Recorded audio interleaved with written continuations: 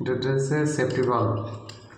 স্প্রিংটা অনেক হার্ড, পানি আসে না, এটা লাগালে পানি আসে না। সেক্ষেত্রে এটা টেস্টার দিয়ে খুলে নিয়ে, এটা অনেক বুঝছেন অনেক হার্ড। আমাদের এই যে গ্লামার গিজের সাথে দেয়া, এখন একটা সেফটি ভালভ লাগানো হয়, নোজের মধ্যে সেফটি ভালভ লাগাই দেবো। সেক্ষেত্রে উপরে যে ট্যাগ আছে একদম করে এখান থেকে স্প্রিংটা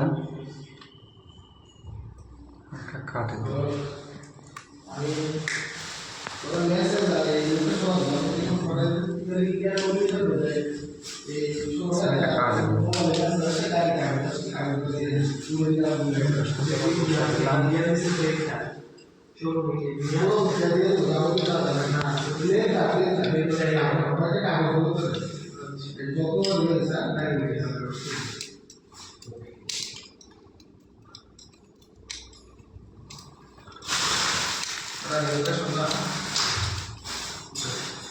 আগে থেকে স্প্রিং অনেক বেশ, এখন পানি আসবে নিচে হবে।